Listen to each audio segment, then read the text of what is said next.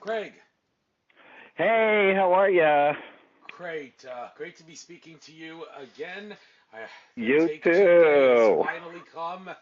Well, everything happens for a reason. You're a saint, and thank you so much. I had a very busy year last year, so Fully understandable. so thank you for your awesome patience. Right. Well, the Skype recorder is going. For those that are wondering what I was talking about, first time I had Craig on, my voice was recorded, but his wasn't. And Alexandra Meadows asserts that the reason that happened in the interview with him, as well as the interview with Nick Redfern shortly after that, was because Uh, artificial intelligence decided to sabotage me for some inexplicable reason during those two interviews, which happened to be one after the other. So why they picked that right, time to block out the interviews, I don't know, but I have no reason to think she's faking that, and I can't think of any other reason why that would have right. happened. So I've asked the angels and guides to make sure this is an interview of the highest good, and That this hopefully that stays. is. Yeah, that this stays. Can you hear me? Okay. I can hear you fine, and you can hear me Okay, fine good. too. You sounded like you were underwater just a couple of times. Well, So, actually, I that's probably because I didn't have my speaking thing down. I was charging the thing and I plugged in the oh, app as soon okay. as you Now called. So is it now better you now? sound perfect. Okay, that's probably why. Okay.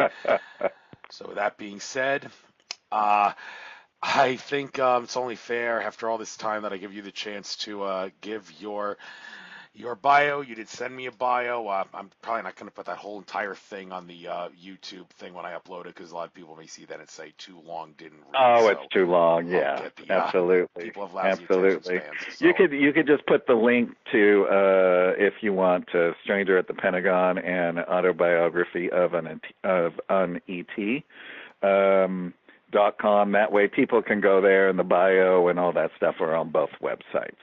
all right. So I'll give you the chance now to tell your bio. What the stuff you want to specifically talk about regarding what you experience that causes you to do the stuff that you do, and then we'll specifically get into one particular film that I really, really find worthwhile talking about, the Stranger at the Pentagon one, but we'll get to that when it comes to it. So who you Sure, are, your life absolutely. story, what you experienced, you got the floor. Well, I've been in the film business my whole life. I have been a casting director for 3 decades now. Producing now, I'm also getting into producing, directing, writing as well, and just last year, I directed a TV pilot. For a new talk show starring James Van Praagh and Chip Coffey. How's that? Wouldn't you want to watch that show? I know I would. I don't watch much Any, TV, but just Ancient well, Aliens and NFL football. That's about it for me. there you go. Well, yes. By the way, if anybody wants to check, I was on the Ancient Aliens episode with Stranger at the Pentagon. It's called The Mysterious Nine. So if they just type in Ancient Aliens, The Mysterious Nine, I think we're about 40 minutes into it. And then they did an incredible piece on Dr. Frank, myself, Valiant Thor, and Stranger at the Pentagon as well. And Paul Hellyer was one of the, who was the former Department Minister of Defense in Canada, was also a part of the show, and he actually on the show confirmed the Valiant Thor story. So that was pretty great milestone. Anyway, so I never really was into anything sci-fi or anything like that, but when I had worked on Steven Spielberg's original Amazing Stories. They're doing a reboot right now, back in the 80s. And when the show finished after the second season, I myself began to have really deep dream sequences with master teachers, that universal master teachers is what I would call them. And this went on for quite some time. There was a 2-year waking process, and during this process, all the cells of my body became alive, and I became in tune with the beauty behind the creation of every living thing, even inanimate objects and plants and flowers and trees and people, and I would see them and I would see the beauty behind it. And for an 8-month period, I literally sobbed anywhere from 8 to 12 times a day, because I couldn't believe how beautiful everything was, and that this was all created just for us, right? And so I started awakening to the universe, and then all of a sudden, my through another experience, my light body was activated, and I began traveling to other realms, to other worlds, and I started learning on these worlds and in these realms as well. And during this whole 2-year process, I wrote a whole long book about all these experiences. And when I was done, one of the main guides said to me, "What would you say if we told you that you wrote that book for yourself?" And I said, "Then I've learned an awful lot about myself." And they said, "Now it's time to sit down and write the real book, or books." And this is where the Autobiography of an Extraterrestrial Saga books come from. There's 4 books in the series now, and there'll be 7 in total when it's all done. If people, while I'm talking, want to look at the website, it's autobiography.anet.com. All the books are fully illustrated. I mean, the things that I was seeing inside the craft, these incredible beings, these created beings, fully conscious beings, and the things that they wore and their uniforms and the gadgets, and it was just so amazing that I literally sought out an artist, and she illustrated all 4 books. Each book has up to 80 to 90 illustrations in it.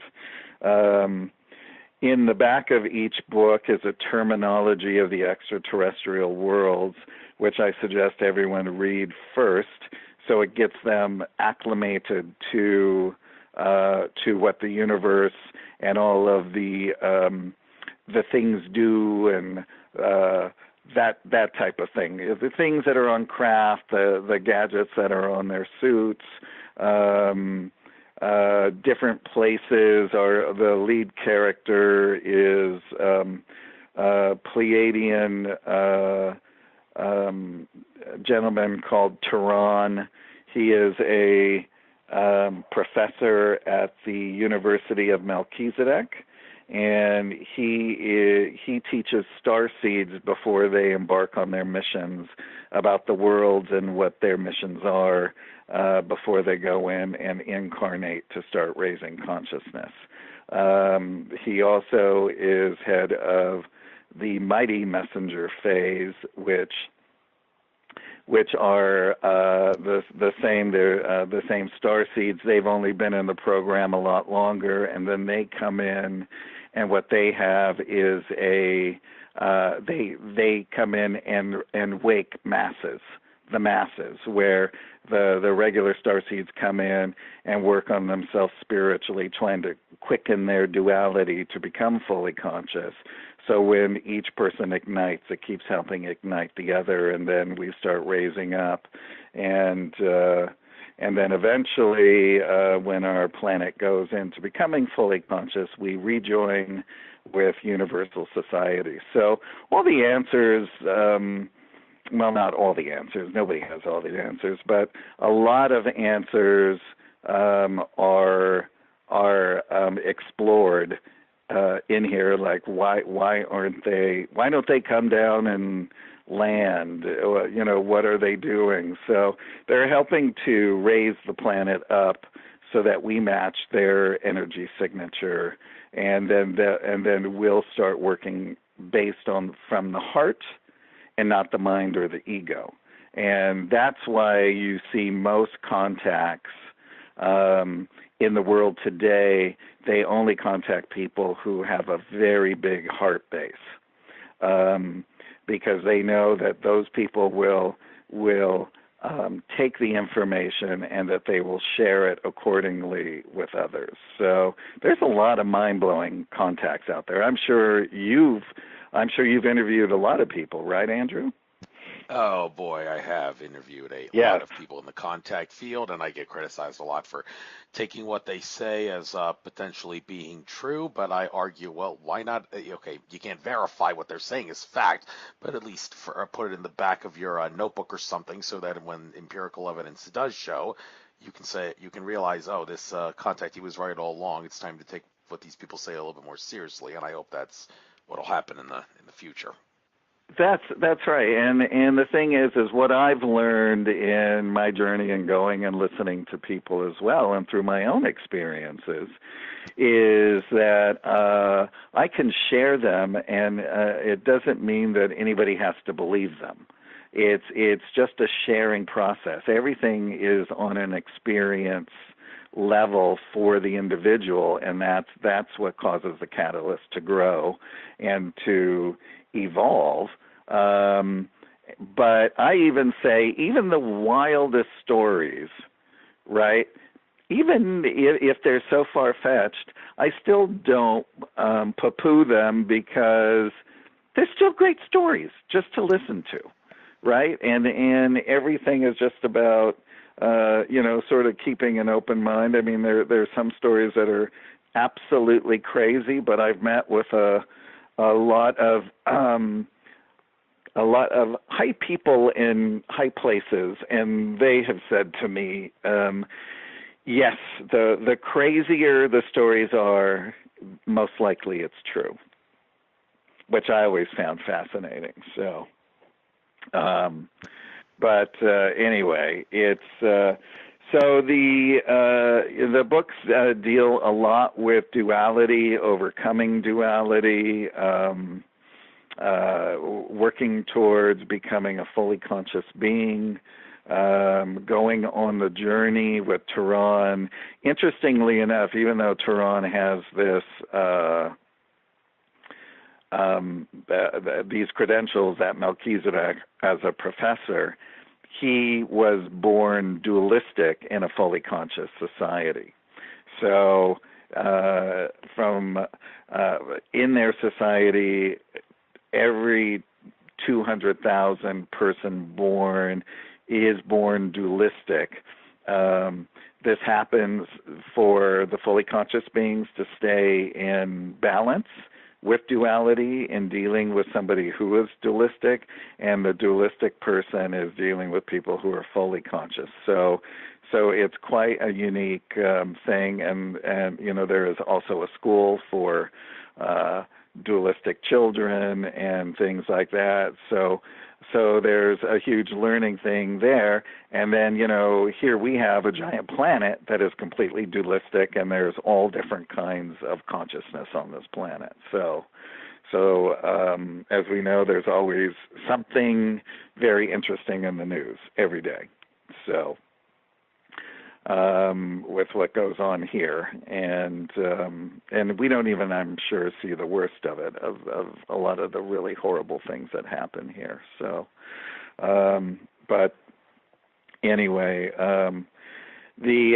so each book is a continuation of the other, and there really get into a lot of cosmic jewels, as I would say, spiritual and otherwise, things that really resonate. The first two books were written over a 25-year period, so they were really done with great care as well. And but I also had to figure out through all of the lessons and the things that I was going through what everything meant. So that and a lot of times when things were explained, it was hard for me to put it into words. So I had to figure out certain things to put into words, like a creator God creating something out of nothing. That was the most difficult for me to actually to write down on paper in a simplistic terms, because I'm like, if I don't understand it, the layperson's not going to understand it, and I'm a layperson, so I wanted to make sure that everything was perfectly understandable for the reader. So anyway, so what else do you want to ask me? Well, the stuff you talk well, you got a about lot, here, I know. yeah, but to say that you're a layperson, yeah, all this stuff that you talk about is not the stuff that the average layperson would talk about. So don't need to be so Well, I modest. It's mean, okay. I'm a layperson in the sense of, it's. I mean, I've gone through years of this, but I'm thinking back. All right, so if I never had an awakening and I picked this book up, it needs to be written for someone to understand, right? So that's where I was coming from when I was saying that. So fair enough. And yeah, yes. And I'll get into the Valiant Thor stuff in just a little bit. And believe me, there's more than just Valiant Thor with you. There's a lot of things we'll talk about. But you were mentioning the whole thing about dualism a bunch of times in your little opening spiel there. And yeah. the thing about whether it's okay to be dualistic or not in this reality, well, there's dualism, so why not do as the Romans do? Well, the problem with that is allegedly dualism will keep you from getting higher consciousness. Lily Earthling, lover, hater, a lot of people have that love-hate feeling towards her, but one of the controversial things she's pointed out is that certain symbols you shouldn't use because they're dualistic in nature, such as the yin-yang symbol. Yeah, there's a lot of good behind it, but she says in the end it's not a good idea because it's a symbol of dualism, and dualism will keep you stuck in the 3D matrix. Is she, in your opinion, is she just making a conspiracy about something that's a generally good thing, or does she actually know what she's talking about and people need to listen to her? Well, I don't know. I don't know who she is, but here's the thing: is when you merge your duality, and this process is in book 1 in the Tehran book. You actually both then become one. They're no longer opposing each other, right? And then you're merged. You're merged in your light, your dark, your and what happens is so next time you're confronted with a conflict, no matter how large or small, is now you sit back and you think about how it's going to affect everyone. You don't need to make things right and tidy right away. You can work for the benefit of all involved in the time that's needed. And things are really, everyone is more heart-based, and everyone really sits down and talks. It doesn't mean that the feelings and the hurt and things like that aren't there, but others come to the aid of those in need. Like if you were, like for instance, if you were on a craft and somebody was hurting, the people around would come and stop what they were doing, and they would actually speak with that individual about what was going on, what they needed, and that they would therefore help raise that person's vibration back up. The yin and yang symbol, to me, the way that it's curved in that thing, looks like it's merged to me, like it's a merging of the light and dark, the male and female. I just believe it's the individual and what you think it is. So if you had a yin and yang symbol and you think it's beautiful and good, then that's what it is.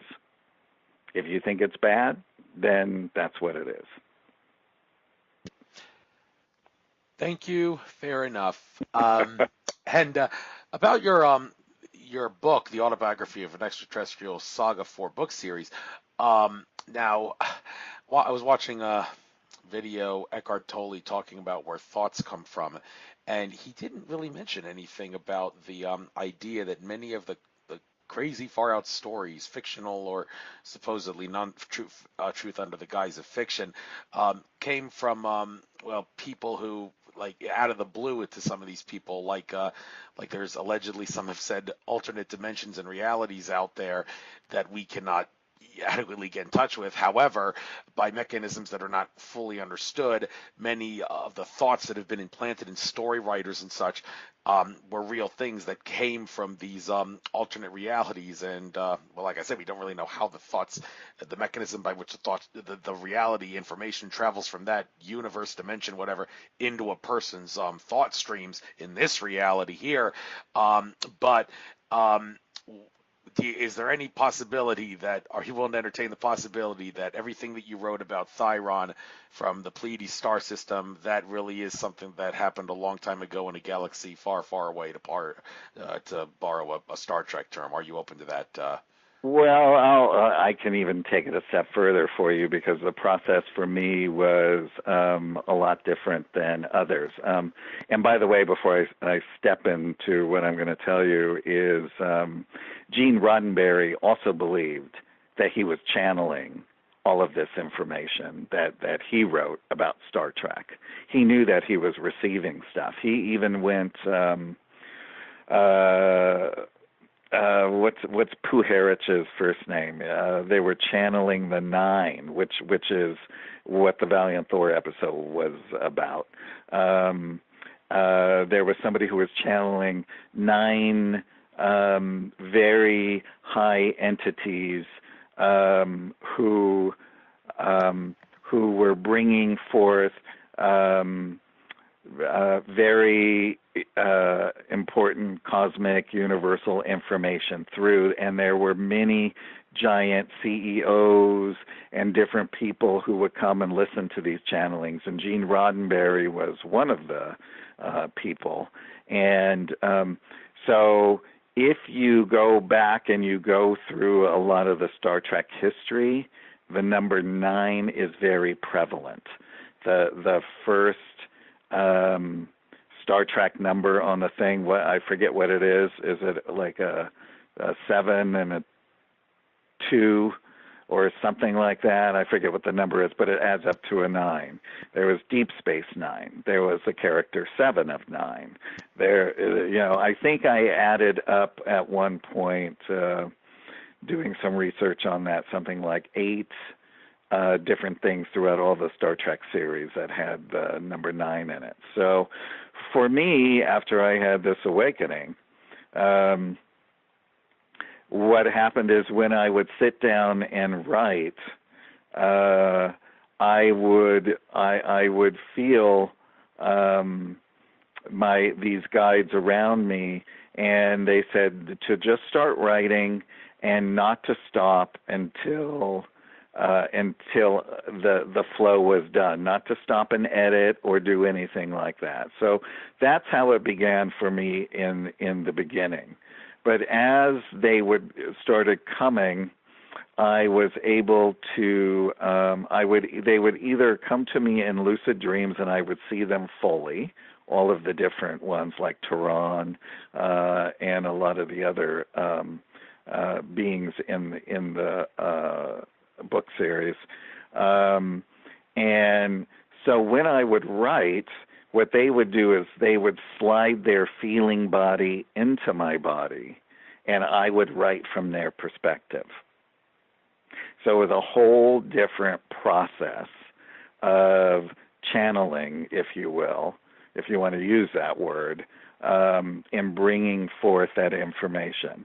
It is the same process that happened when I wrote The Stranger at the Pentagon script as well.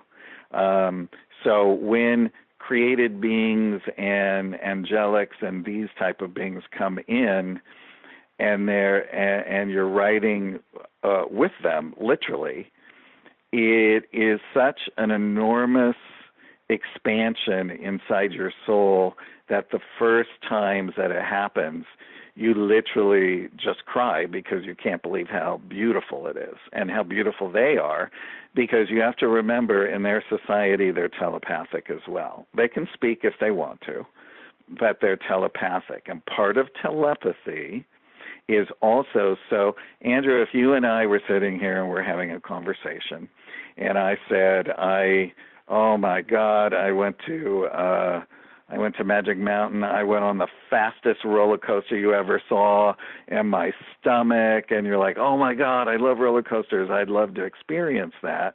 Well, my telepathic thought into you also would give you the feeling of the experience, so you would totally experience what I felt, right? It also works in a way that, let's say, if you had hurt somebody and you exchanged those feelings and the other person felt how you felt, that's a whole different story. I mean, that's what happens when we leave this world and we go into our spirit form and we go into a life review. That life review also, the people that you affected, positive and negative, you're going to feel what their feeling body felt of how you were to them, whether negative or positive. And it's the negative ones that really affect the soul when you get on the other side. So this is something that is done in these highly advanced worlds, because there is no secrets. There are no secrets. Everybody is open and beautiful. I mean, there's the private part of people that is not shared telepathically, but whatever they want to share or whatever, it's exchanged. It's really an incredible process. Like, they on board their crafts, like, let's say if somebody was having a very hard time moving through something emotionally, they have a gadget called the Imager. And the Imager creates a perfect image of themselves, and their oversoul is laid into the Imager, and then they have a conversation with their higher self on how to work through the situation. And, I mean, isn't that amazing? Could you imagine doing that? I mean, that's great. So, and we can do that down here, too. We, just visualizing and doing it. I work that way as well, because I'm always very considerate of not hurting or saying, or using words in a beautiful manner where nobody would ever be offended. So, just in even in your daily life, that kind of thing. So,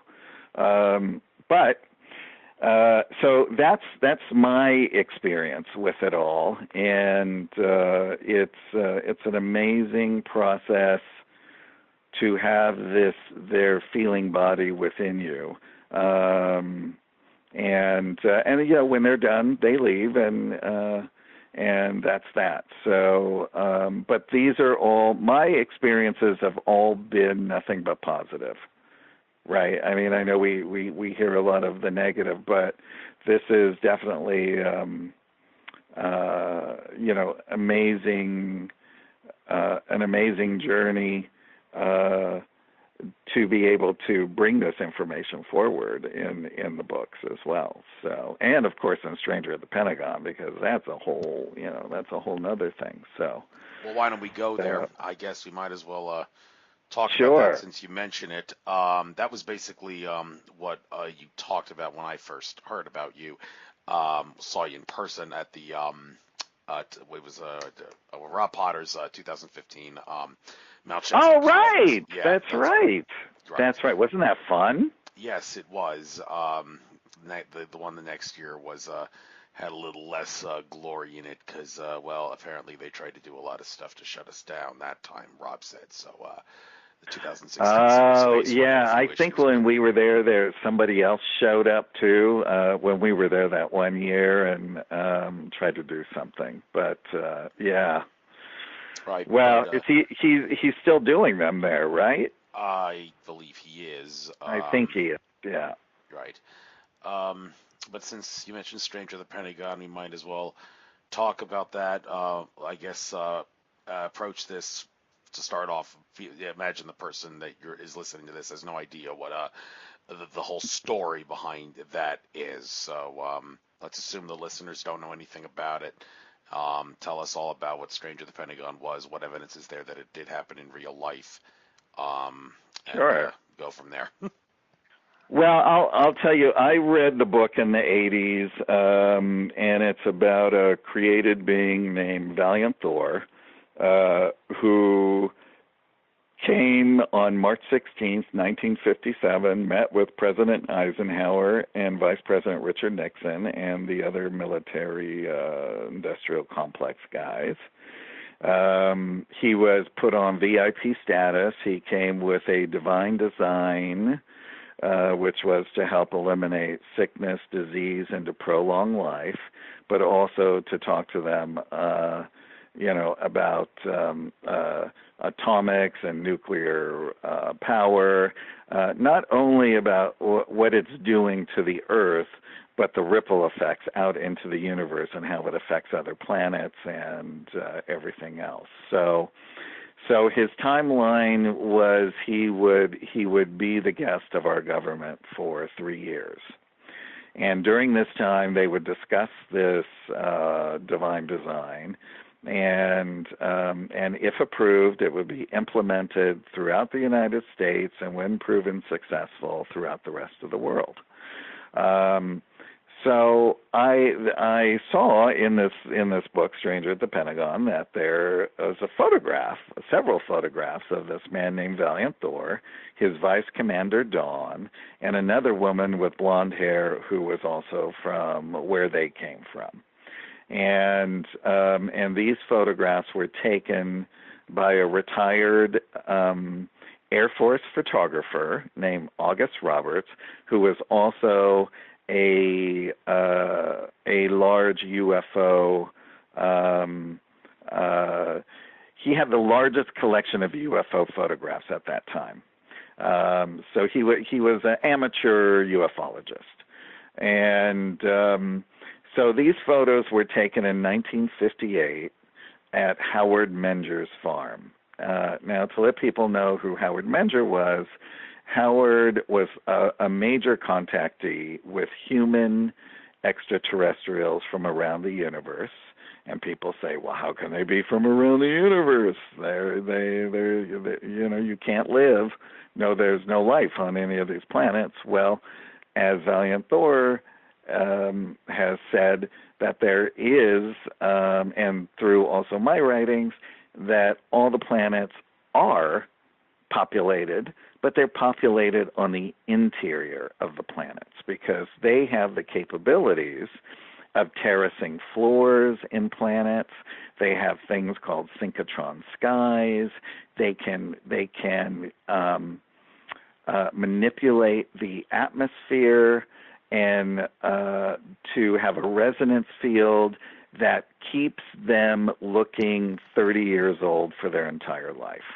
And they have long lifespans. Like Valiant Thor is a created being. There's another being on his craft who's also a created being who's from Melchizedek, whose name is Yanaya. And he's a very, very big, muscular guy. And he also is immortal.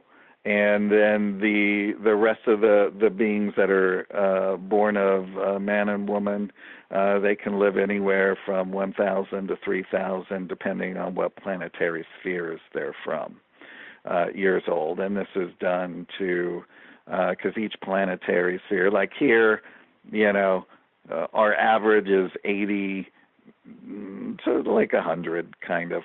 But so this is what this sphere has for our learning process coming in and out. Other planets have longer durations of time because there's more that you can glean and learn in a longer lifetime. So anyway, so Howard was really his wife at this time when Valiant Thor was there was named Rose, and they had a couple of kids. In the photographs, you'll see a little boy, which was their little boy. These photographs are online, and some of them may be on the strangeratthepentagon.com website. But Valiant Thor's pictures for sure are on the website. And so he used to hold UFO lectures and in his backyard in Highbridge, New Jersey, which was a major hotspot for human extraterrestrials coming from other worlds, coming here. So you remember that whole time, Andrew? Remember with it was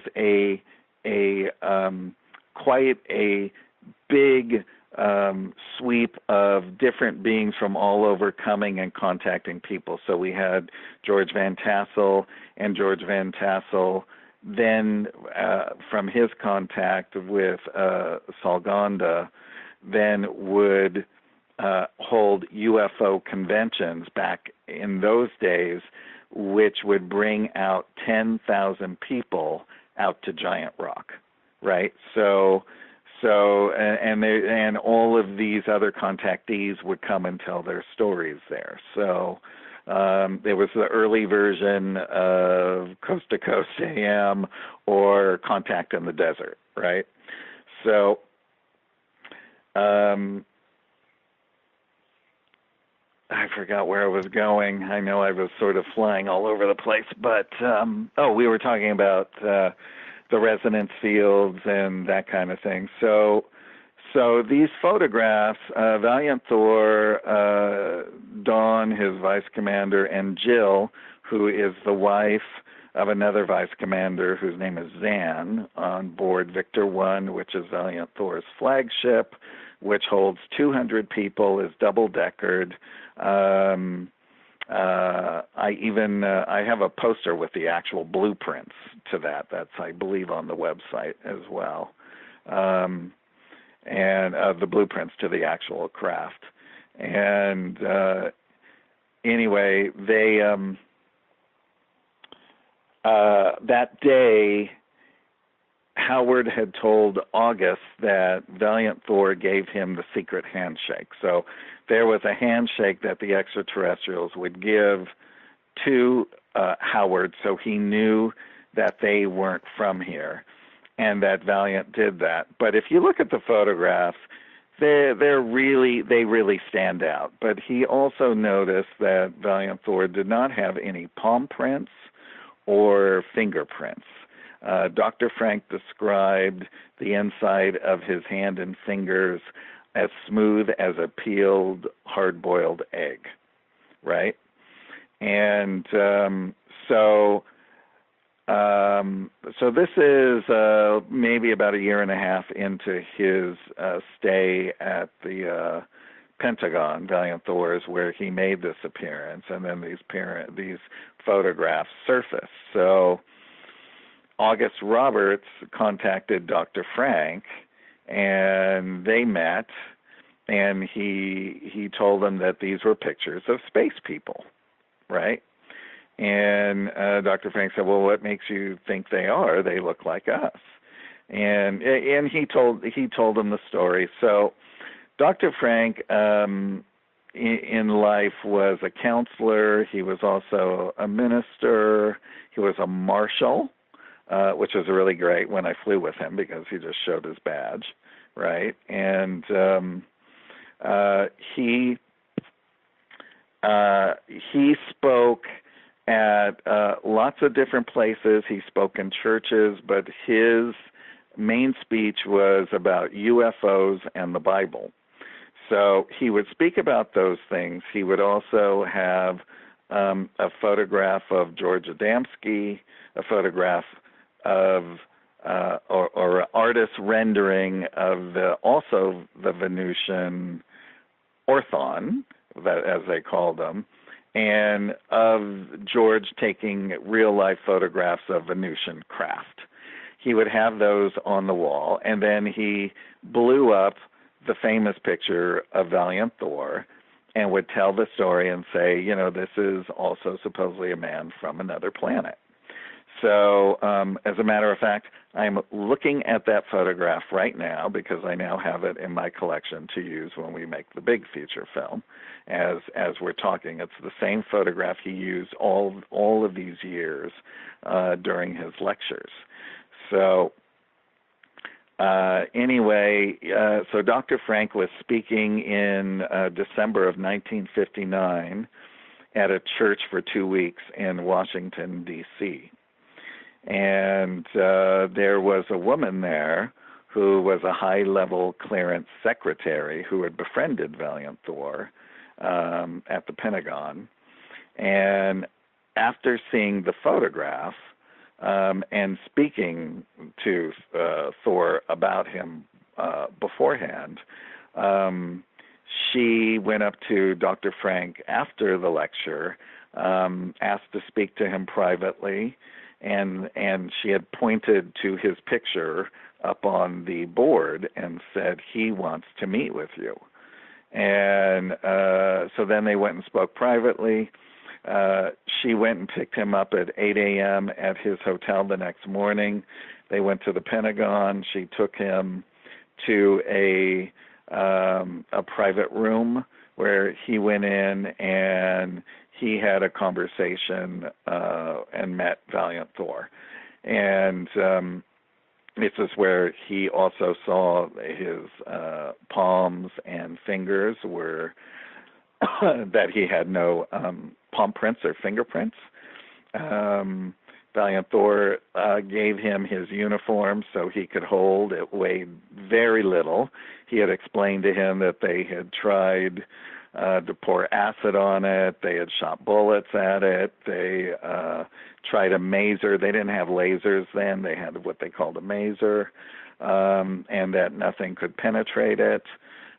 He told him some personal things that Dr. Frank didn't know. And then anyway, Dr. Frank then boarded a plane, went home to New Jersey, told his parents about this encounter, and asked them about these private things in their family. And the mother just started crying and went off into the other room, and the father said, that they never talked about it because it was too painful. So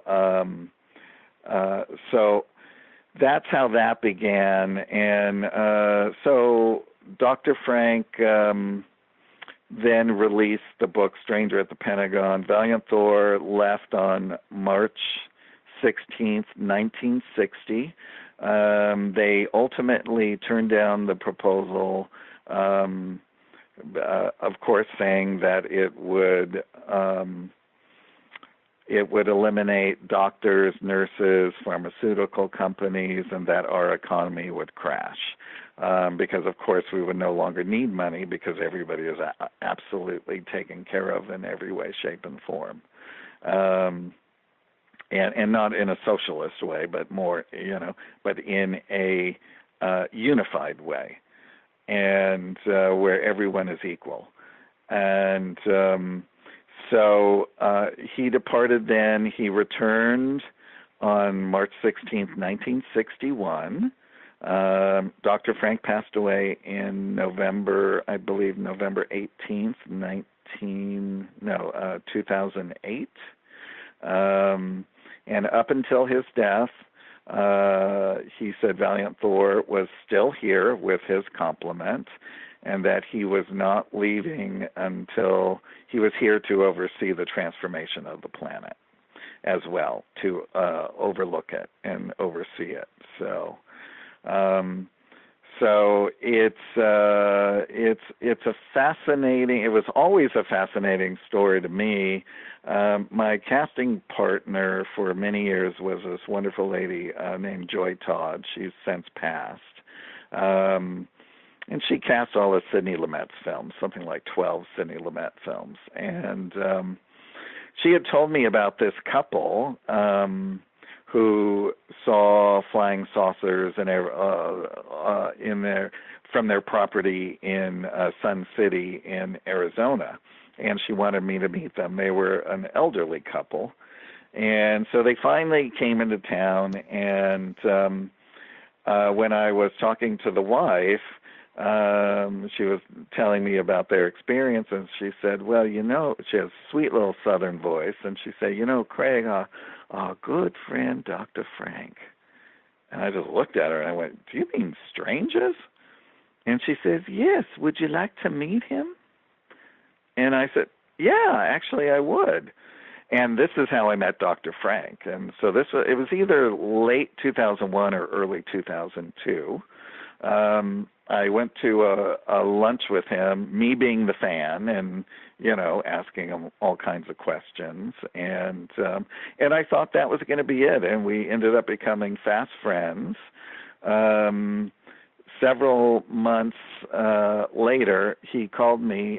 He had told me that he had tried to get Stranger at the Pentagon made into a movie over the years, many times, too many false starts and false promises and things like that. And I will tell you, if you're not in the film business, I've been in the film business since I was 15. If you're not in the film business and you don't understand it, it's a very difficult road to navigate. So he had told me that a man had called him and wanted to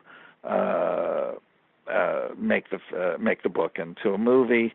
He said, since you're in the business, would you come with my wife and I? And I said, yes, of course. And this gentleman mentioned several people that I knew, but they didn't know quite who he was. And one, he knew their son, but they said, you know, the son had passed and they weren't sure. So the person did not have any credits in film. And I basically told Dr. Frank, I said, you can't do business with somebody that has not made films. And I said, so I'm going to tell you no, to say no to this. And so he did. And I saw how disappointed he was. And you know, the Stranger at the Pentagon book is vignettes of stories throughout the year. So there's not really a true timeline of what was there. So I said to him, you know, Dr. Frank, I said, in my spare time, why don't we just meet? You tell me stories and we'll figure it out. I said, we can write a script, or I can write the script from either Valiant Thor's point of view or your point of view. But I said, I think the world would really want to know about Valiant Thor's point of view. And he agreed. And so over the next few years, we would sit and he would tell me, you know, everything that would come to him that he would remember. And because, you know, he was still in interaction with them on a weekly basis. So even if I had questions, I could ask him, and if he couldn't remember, he would ask them, and then share them with me. So, but it was, you know, it was pretty amazing. On the night before I started writing the script, I had a very incredible lucid dream with Valiant Thor showing me the whole path, right? And of it, which was very interesting because most of those things have come to pass. And so we ended up, I woke up somewhere in 2012 and I said, it's time to make a short film. And the reason being is I was one of the casting directors on Sky Captain and The World of Tomorrow with Jude Law, Angelina Jolie, and Gwyneth Paltrow. I had also just had cast a film for one of the producers of Saw. And both of those films were short films first, and those short films are what brought on the investors and the financiers. So I decided I would do the same thing. I was going to do it on a small scale, and but it didn't turn out that way. It turned out to be on a bigger scale, and anything and everything that I asked for would be instantly manifested. I was talking to Jeff Jocelyn, the guy I hired to play Valiant Thor in the movie, and I said, Jeff, I really would love to have a red camera for this. I mean, we've just got a little Canon. It'd be great to have like a real DP. And he called me the next day and he goes, hey, my buddy's got a red and he would love to shoot this for you. Right? So little things like that just kept happening. We ended up getting James Cameron's visual effects coordinator for our visual effects team. And we ended up getting all the locations and the giant green screen day. Like, for instance, the green screen day that we shot, if it was a real movie, would have cost $100,000 just for that one day. So anyway, so and there's about 80, I think it's between 80 and 90 visual effects in the film. We found a nice company who did nice visual effects. They're not ILM, but they're decent enough to relay the story. And me being a casting director, got some wonderful actors to come on board, and lots of other people. So the film took off. And won the Burbank Film Festival for Best Sci-Fi Short right out of the gate, and then it won the Houston World Fest a Silver Remmy Award. I think it beat out like 473 entries on that one. And then, as we were talking earlier, Ancient Aliens saw the short film and they wanted to do a whole story on it. So they did, and that piece is just spectacular. They did an incredible job, and I toured with the film all over the U.S. to anywhere from 250 to 500 people in the audience, taking questions and enlightening people about the story, and of course, just again, this is just me telling everyone this is what I learn from Dr. Frank. So again, if it doesn't sit well with you, put it on a shelf and see, but just always be open to possibilities and things. I myself have not met Valiant Thor. I've not met anybody in his crew. I, among many people, would love to do that as well. But I have met them inwardly, which is a whole different experience.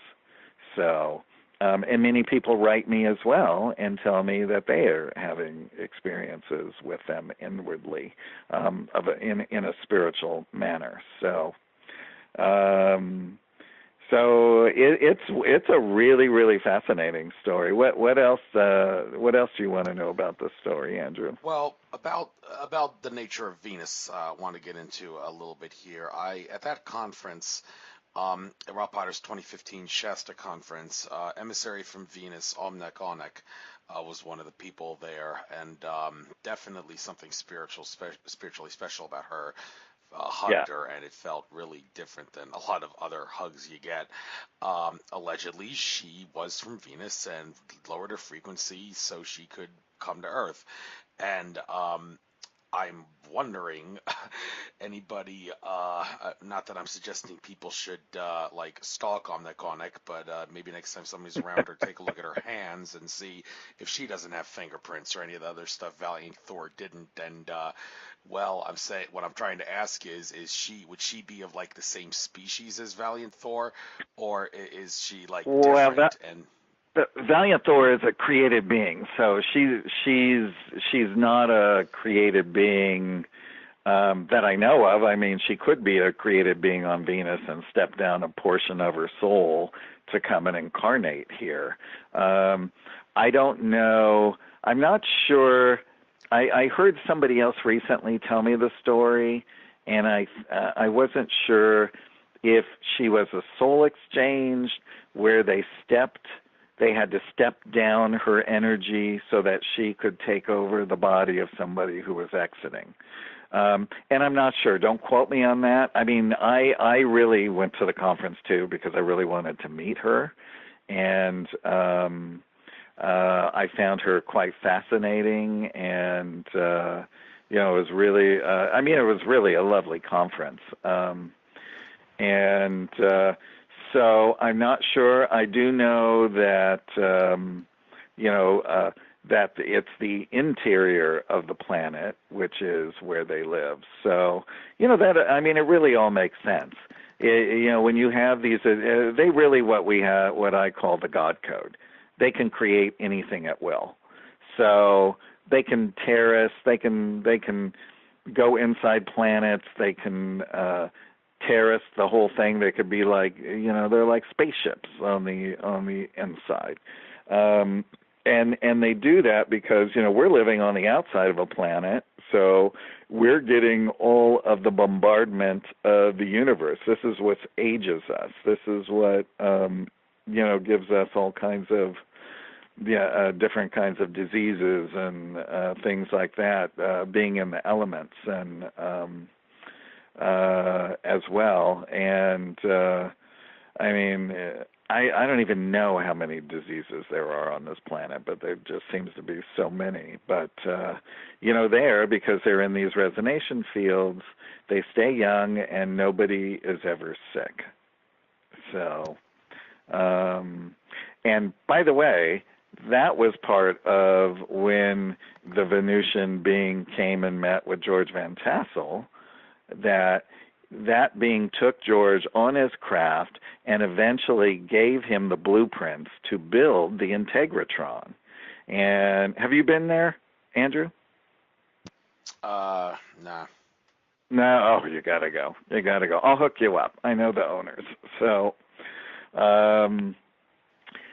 anyway, the Integratron, when it was built, when it was fully built and fully operational, you could, from one door on the bottom, it's a round building with a dome on top. There's a second floor and a bottom floor. So if when the actual Integratron would be turned on, you would walk through one door, walk across the floor and out the other door, and it's the same resonation field that would rejuvenate your cells and keep you young and healthy, right? So they could get 10,000 people through the Integratron in one day. That's why it was originally built. It never became fully operational because George passed away. And then it went through, I think somebody owned it, and then it went into a state of disarray. It was just pretty much locked up. I think it went through a couple of owners, and then Three Sisters bought it, and they refurbished it. They got it back up to working order. Not that it doesn't work, but I mean they got everything up to an operational order so people can come. So the top floor is a sound chamber. And when you do the singing bowls up there and you lay on mats, it's what they call a sound bath, you literally almost feel like you're levitating. It's so phenomenal. And one time I was there, Gregorian chanters from Italy had come, and they were all stationed in different sections of the Integratron. So if I'm on one side of the Integratron and you were on the other, if I went, Andrew, on the other side, it would go, Andrew, right? It gets bigger. So when these Gregorian chanters started chanting, it was amazing to hear all these voices being thrown all over the place. It was quite magical and quite mystical. Yeah. So. Yeah, I'm sure it was. And Well, I also wanted to point out that I asked Omnigonic about the nature of what Venus actually is. Pointed out to her that John Lear, in my interview with him, said that like we've been lied to about the nature of like stars and how planets get energy and heat. He asserted that one of the whistleblowers he has contact with talked about like the stars don't radiate heat; they're actually electromagnetic and scalar energy too, and not nuclear fusion. And the planets are, well, the stars are hot spots on universal web of this energy, while the planets can be thought of as lukewarm spots. And they planets have their own filtering systems to change the star's energy into an atmosphere and an environment that can support life. And Lear went as far as saying, yeah, there's life on Mercury, there's life on Pluto for this very reason. And that changes everything. And I asked Dominic Golnick, well, so we've been lied to about the nature of what the surface of Venus is and actually like. And she pointed out that, to her understanding, that the, like, I think it was a Russian craft that melted when it went on Venus. Well, that wasn't fraudulent. So, well, that raises the question: these ETs that you're talking about, you say they're within the inside the Earth or inside the planet, Right. in this case Venus. Right. But well, how do you explain that? Because the hollow Earth theory, people have clarified that. Like Andrew Bart says, the Akashic Records reader and my number one source of info by far in the show, has said that the Earth is not like hollow in the sense that there is really no mantle and all the lava is in the crust and there's a star in the center and not an iron core like we're told. No, it's not like that. The Earth really does have like essentially is solid throughout, but the civilizations in there exist in realities that can be found in like well, the space between atoms. We're talking other dimensions within the hollow Earth. And well, is the same possibly true here on the surface of the planets, where the life is, well, we can't see it, but it's still there at some dimension outside visible light. And well, is it possible that well, a lot of these are possible questions, but who's telling the truth here in regards to the nature of planets? Like, you don't have to be in a Goldilocks zone, or you do have to be in a Goldilocks zone to support life, because of what Lear says. If it's true that it's all an electromagnetic filtering system for the planets, no matter where they're far in the universe, they can still generate energy from the sun to produce an environment suitable for life. Right. And again, how it was explained to me is, creative beings can create anything at will. They also have the God code. They have, like onboard crafts, there could be incredible forests and lakes and things and that are beyond our comprehension of how that could be duplicated somewhere, and it's the same that they can do on the interior of a planet. And yeah, it's my understanding they can, just like you said, they can take the molecules and they can tweak into their different dimension, a hidden dimension, into something that can't be seen or traced, or they can be on the same wavelength. I think it just depends. And again, these are just all hypothetical things that none of us can prove. And when we really get into it, what a master teacher would tell us, that you're here to work on yourself. You don't need to worry about these other things until you get there. So. Okay, all right, but some things that we do worry about, that we, as long as we exist here, and you mentioned the thing, like Valiant Thor's idea, like no more, everything would go out of business here on Earth that's keeping us, our consciousness and our technology suppressed, and you even went as far as saying no money. Well, how do we get there? I mean, there's a plan. It's a hard thing. Yeah, I have always wanted to see what that proposal said. Dr. Frank never had a copy of it, nor was he given the privilege to know exactly what was in it.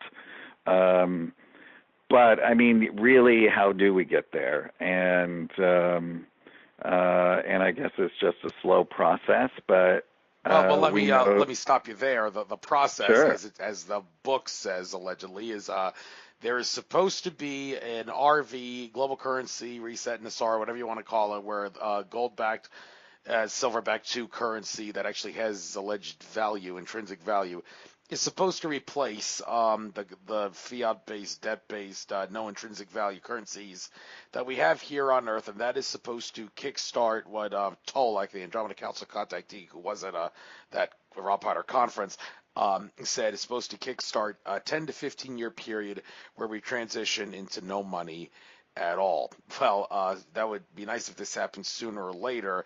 At one of Tolek's recent conferences, M and Miss M, their real names unknown, they were talking about how they expect the economy to be great throughout 2019, but one of the people in the audience was like, well, I don't want to hear that because I want to be done with money. And Ms. M said, well, money's going to be around for a while. Well, how long a while lasts is probably going to be as long as it takes for this RV thing to manifest.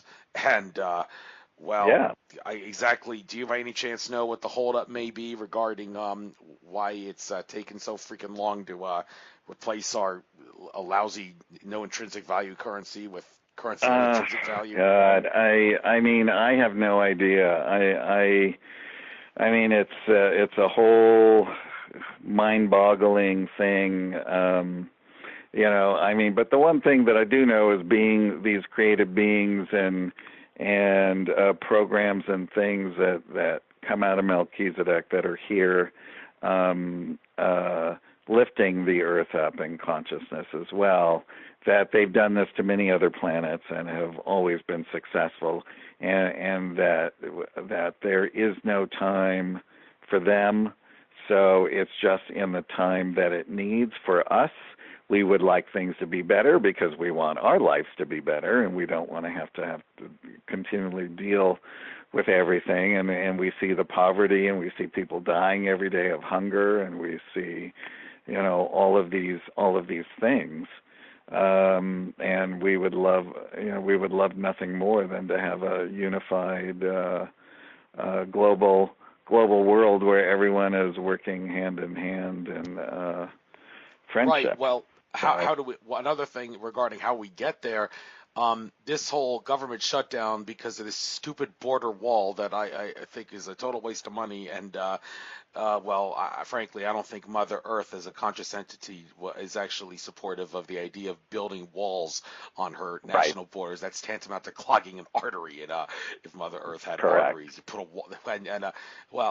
How is we supposed to live in unity when you're building borders on border walls on arbitrary borders? And I use the word arbitrary to illustrate the fact that Trump has no interest in building a wall on the American-Canadian border, which I guess there's a few Mexicans down south who assert that that's a sign that he's prejudiced against Mexicans and loves Canadians. But many would say, no, it has nothing to do with that. It's the fact that it's a completely different border up there. It's unfortunately safer to stand on the American-Canadian border than it is to stand on the American-Mexican border. The latter border is more likely to be problematic based on the circumstances. But the point is, regardless of the fact that it is alleged that the powers that be really don't want borders because they want to consolidate everything into a global totalitarian government.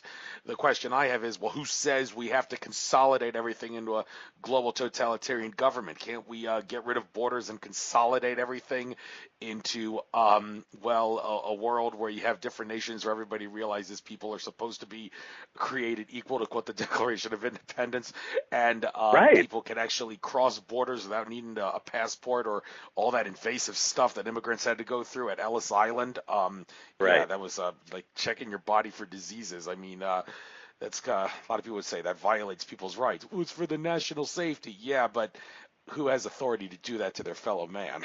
I don't know. It's a controversial issue, but how do the aliens go about this on other planets? Any idea?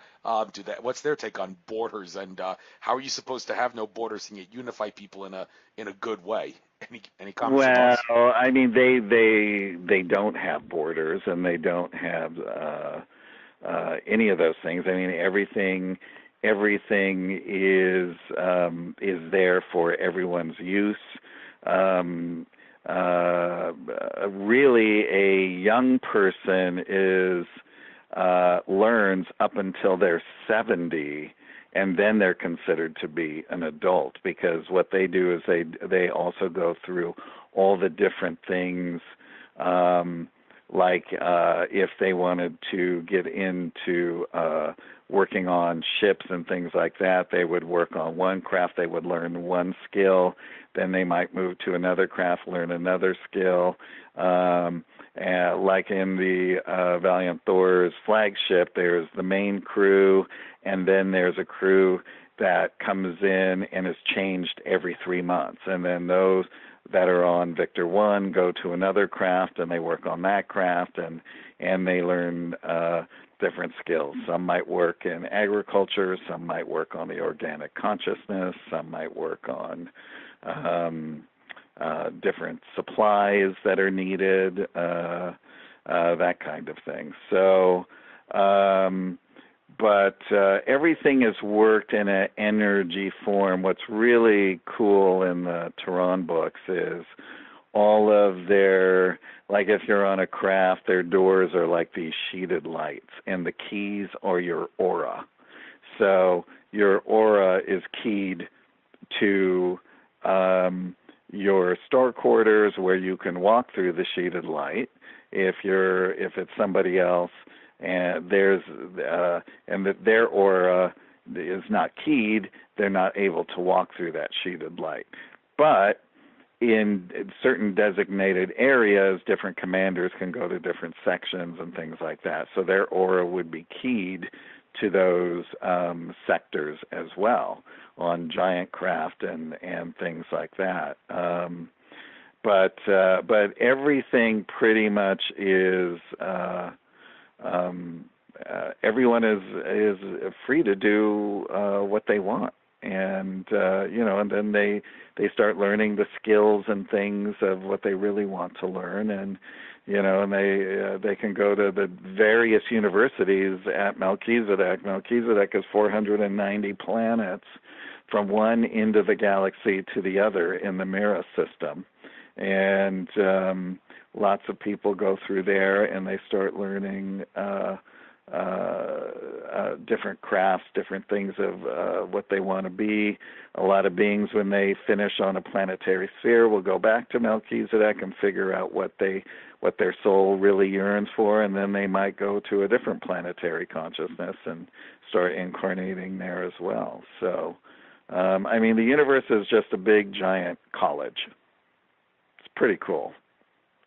Yeah, and it seems that based on what I've been looking into this, and the answers I'm getting is the reason open borders doesn't work here on planet Earth is because here on Earth we still have different currencies and Yes. different languages. If that's not a problem on all the other planets, there is No. no money, so that's not a hindrance to opening the borders wide open, and also that everybody can communicate through the same language, if not by the mouth, through some sort of telepathic mechanism or the heart. That's right. mechanism. So Yeah. that's, you don't have to learn a language as a Yeah. requirement to immigrate into a country. So. With that being Yes. said, let's switch gears. Talk about the craft technology. Now, these craft, you got a UFO on the cover of the Stranger at the Pentagon. Well, like a flying saucer, I should say, because not Right. all UFOs are flying Yeah. saucers, but it is flying saucer in nature. And it's interesting how I did an interview with the guy who runs the Alien Scientist YouTube channel, Jeremy, or is it Joseph Riss? My bad, I'm not. Jeremy Riss, I think, and RYS is how you spell his last name. For some reason, I'm Right. drawing a blank on his first name. But anyhow, he I had a big debate in my interview with him about a lot of things, and he has acknowledged that his job is to push the idea that the UFOs and other craft, flying saucers, and all are some sort of anti-gravity technology. And it's funny how on my Nature of Reality Radio Facebook group, he posted his link to a documentary he recently made where he allegedly debunks Bob Lazar, among other things, asserting that Element 115 cannot do what he says it does and whatnot. And Well, it's funny, he uploaded that on my channel just like a day after I listened to a YouTube video saying that the whole thing about craft flying saucers being powered by anti-gravity and things that Stan Freeman pushes like magneto-hydraulic propulsion and all, that's all, in the end, it's all a disinformation campaign, even if the person is not trying to disinform, because, well, the real key, it's all in the consciousness, it's all in the spiritual essence that the aliens are powering the craft, and so therefore pushing all this stuff about magneto-hydraulic propulsion, with all due respect to Stan Friedman, and also Jeremy Joseph Riss. Some people on his have posted some things on Riss's Facebook and YouTube posts saying that they're sure he's a disinfo agent of sorts, trying to push things that seem valid but are in the end not true, like anti-gravity technology powering crafts. So I've asked the question for you is to the best in your knowledge, are all ET craft like basically powered by spiritual essence and consciousness, or okay, can we say that Stan Freeman and Riss, they know to some degree that yeah, there are some craft that use like this low level technology, anti gravity and all, but it's really not the way it's usually done in the universe. It's a very small percentage of ETs that would use that. Right, and I think a lot of those guys are going off of the captured crafts that they've gotten leaked information about that are at S4. And a lot of those crafts, remember in the early days from Roswell, even before and after, those were not organic technology crafts. So Valiant Thor's crafts are organic technology. The crafts in the Autobiography of an Extraterrestrial Saga are technology. They actually have brains, some have organs, some are more advanced than others. I really think it depends on what planetary sphere and the level of consciousness that all these different crafts come from, because we know, I mean, just on this world, people have made a bunch of different cars that look different, may have different inner workings, or there's different, we have different variations of everything. And when you have a bunch of different consciousness in different worlds who are now that are traveling universally, they're going to all have different ways and mechanisms. I mean, look at all the crafts, and what do we have? We have airplanes, right? So that is so foreign to an extraterrestrial consciousness, because it's just, we just have our planetary travel through airplanes, but but then you have these crafts that do different things. So I just think, when people try and discredit others, I mean, I myself always believed Bob Lazar. I've seen him speak. I went and saw his, that documentary when, had some like 1,600 people there, the opening, that kind of thing. I think that there's enough evidence, that proves that he was there, but he's not the only one. There's many others who are not in the very big mainstream, who were a part of those things, and I honestly believe that part of those secret governments probably asked Bob Lazar and other people to come forward, because they can't really do disclosure, but they can start releasing things to make people believe it, like they did last year with the flying saucer in the New York Times, right? Yeah. Sorry, I had a trouble with my mute button there. Yes. I know. And I heard you clicking. Yeah. Okay. So with that being said, moving on to another subject here, the whole thing about the nine. You mentioned that was the Ancient Aliens episode you were on. Now, Yeah. first of all, the significance behind the number nine it's interesting how many deep breaths should you take in order to be able to relax? Well, 9 seems to be the magic number, and when I asked some why that is, that's well because it's the number of completion. Okay, so Yeah. that raises the question. Okay, does this whole phenomenon of the 9, be they 9 entities, 9 or whatever 9 it is, does it have anything to do with the phenomenon of completion in any way? And does this, by any chance, also have anything to do with well, I interviewed Brian O, the guy behind the Book of Man series, which is on Vimeo, not YouTube, and he talked about in the most recent series of episodes, I think it was the most recent, about these entities known as the 9, who seem to appear throughout history. And Right. one of the things I remembered from that, pointing out how the 9 were afraid of Alexander the Great, going to one of the reasons Alexander the Great, allegedly, according to the documentary, was going eastward across Asia and all, was because he was, well, trying to stop the agenda of the 9, whatever that is. And I asked Brian, does that make sense? I mean, it was alleged by people like David Icke that Alexander the Great was an Illuminati military general who was trying to further the empire of the Illuminati. So, malevolent entities, if the 9 were malevolent, according to what the Book of Man alleged, then they would support Alexander, wouldn't they? Well, I don't know. Maybe it's a faction issue or not. But the point is, you hear the 9 more often than once in different sources about aliens, be it Brian O's Book of Man series or the 9 glorified on that Ancient Aliens episode. Are they all one and the same entity, or are we talking about different factions here? Any thoughts, Craig? Well, I would definitely say that there could definitely be different pockets of 9, which are 9 very advanced beings, from what I understood, who come to share galactic information, and I had never heard the whole thing with Alexander the Great. I didn't even know there was an Illuminati way back then. So, I don't know. I mean, I wouldn't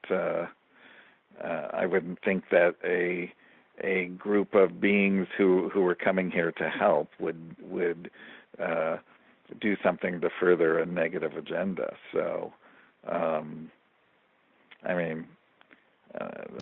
It's. I guess I confused difficult. you, didn't I? Yeah. Okay, fair enough.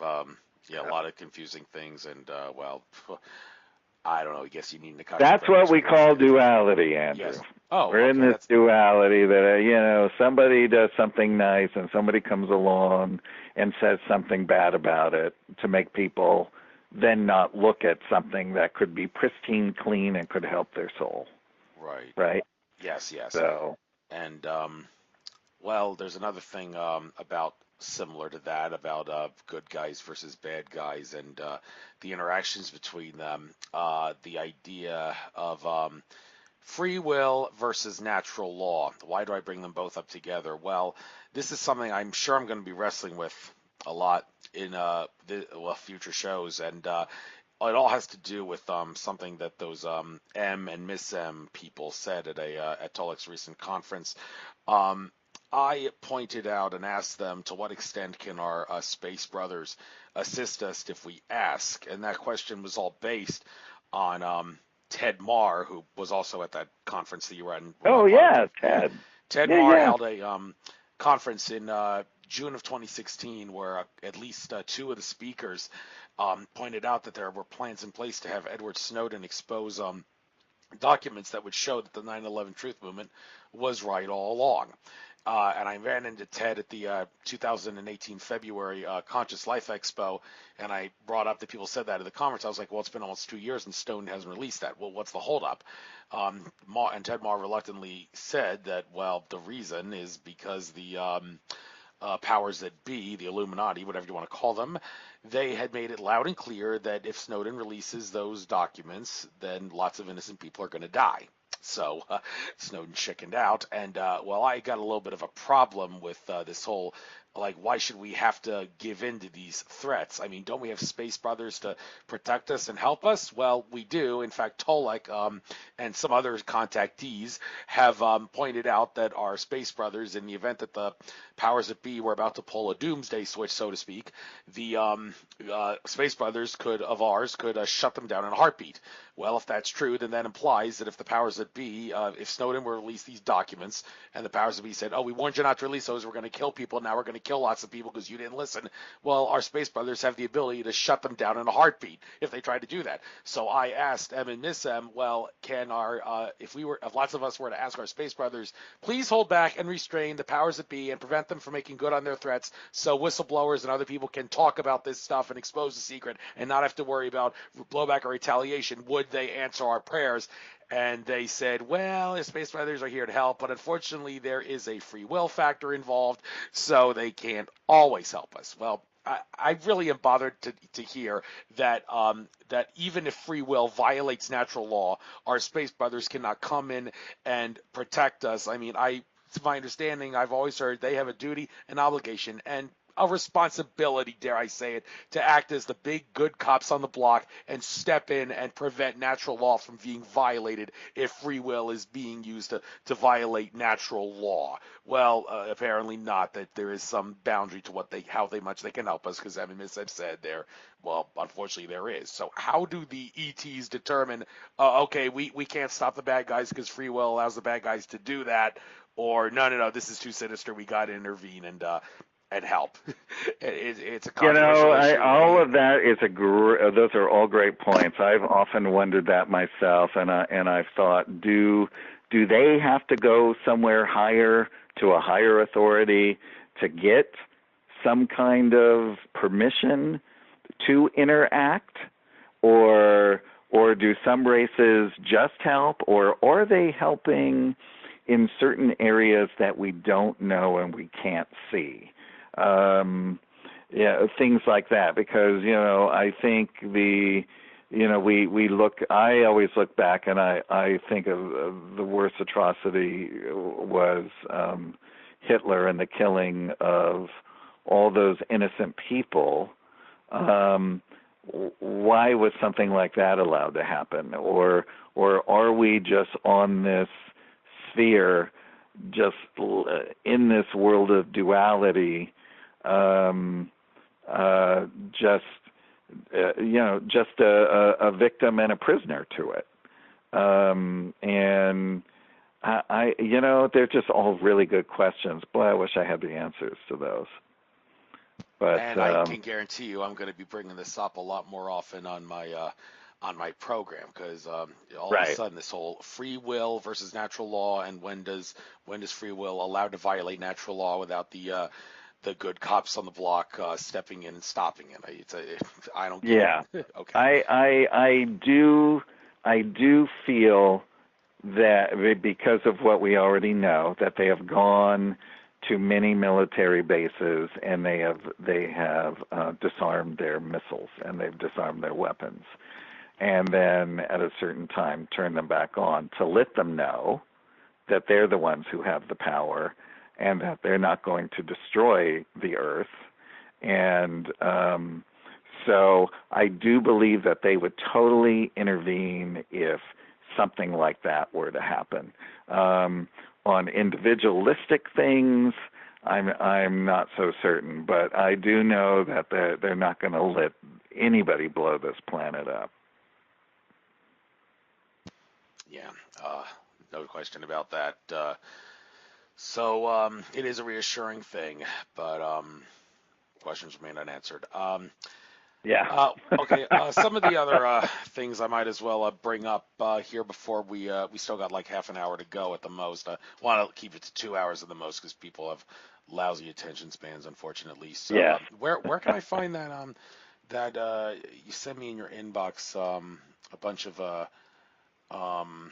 attachments, images, and all that, and I don't remember where I saw this, but there was an image of like all the movies that you had like, I guess, oh right, yeah, a lot of the. Where can I find that picture? Is that a little compilation of a lot of the films that I've cast, or where is that? Where can I find that picture? It's actually on my CraigCampobasso.com website. I'm there now, and I'm not sure exactly where. It should be the home page. Oh, well, okay. There is a casting trailers thing, but that's not what I was talking about. I was talking No, about. no, I know what you're talking about. You're talking about the thing with all the posters on it, right? Yeah. Well, where is that? Yeah, that should be like right when you go to it. It should be the very first page. Like the trailer is the second page. So if you're on trailers, like scroll back up if it'll scroll. I don't know. It's not coming up. This is interesting because I was looking at it earlier tonight, and I can't remember where I saw it. Well, you know what? Just go out and then go back into the website, and it should pop right up. All right. I guess I'll try that. But anyhow, of all the movies that you had an involvement with casting and all, I think I haven't seen many movies, but one that I did see way back in the day was The Godson, where Dom DeLuise and Rodney Dangerfield played mafia dons. It was a comical movie, although it kind of took the PG-13 rating to the limit with a few things. Sure, a lot of people would see that was like, why isn't this an R-rated movie? But somehow you managed to pull the PG-13 rating in there. And what exactly was the whole purpose behind that movie being? Just as comic relief, or is there? You know, they made spoof movies back in those days. I love spoof movies. I cast several of them. The first was called The Silence of the Hams, which was about the Silence of the Lambs, which starred Billy Zane as Joe D. Foster.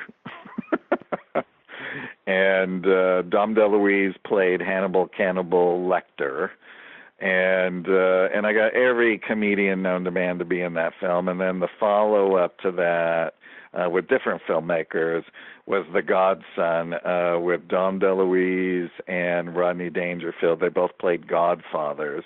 Kevin McDonald from Kids in the Hall played Guppy, who was one of their sons who was being groomed to be a godfather. Guppy Calzone, I think his name was. And Lou Ferrigno was in that movie, and I hired him in his first comedic job. And he was really funny.